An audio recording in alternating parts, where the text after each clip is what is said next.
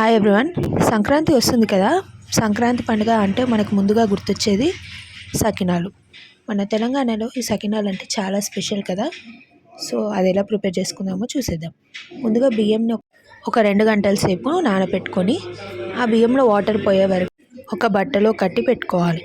అలా అయిన బియ్యాన్ని మనము పౌడర్ చేసి పెట్టుకోవాలి. ఇలా చేసుకున్న మనము బియ్య పిండిలో టేస్ట్కి సరిపడా ఉప్పు, టేస్ట్కి సరిపడా ఓమ, అలాగే నువ్వులను కూడా మనం వాటర్లో కడిగేసుకొని ఆ వాటర్ పోయే వరకు బట్టలో ఆరబెట్టుకొని ఇందులో కలుపుకోవాలి.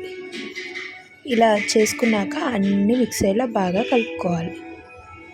మనకి ఉప్పు అనేది బాగా కలిసేలా కలుపుకోవాలి.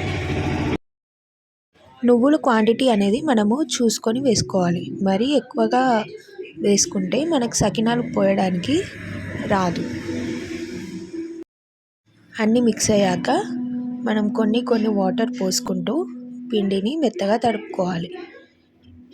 ఇలా తడుపుకున్న పిండిని ఒక డబ్బాలో తీసి పెట్టుకోవాలి.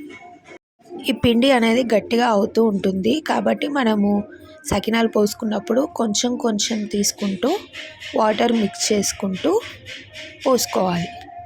మన తెలంగాణ సంప్రదాయం ప్రకారం మనం ఈ సకినాలు పోసుకుంటున్నప్పుడు ముందుగా చిన్నగా గౌరమ్మని చేసుకొని దానికి బొట్లు పెట్టుకొని ఇంట్లో ఉన్న ముత్తైదువులందరూ బొట్టు పెట్టుకొని ఈ గౌరమ్మ చుట్టూ ఫస్ట్ సకినంని పోయడం మన ఆనవాయితీ. ఈ సకినాలు పని మాత్రం ఒకరిద్దరితో అస్సలు అవ్వదు. కనీసం 3-4 మనకి హెల్ప్ చేయాలి. ఇలా తీసుకున్న పిండిని కొంచెం చేతిలో తీసుకుంటూ ఇలా రౌండ్గా తిప్పుకుంటే మనం సకినాలు వస్తాయి.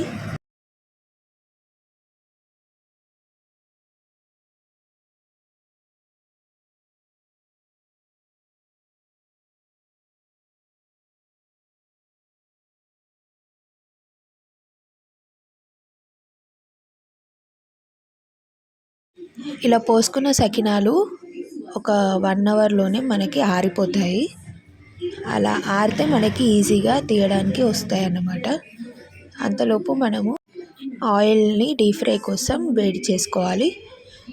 అలా వేడి చేసుకున్న ఆయిల్లో మనం చేసుకున్న సకినాలను వేసుకొని ఒక 5 minutes అలా గోలిస్తే మనకి సకినాలు అనేది రెడీ అయిపోతాయి.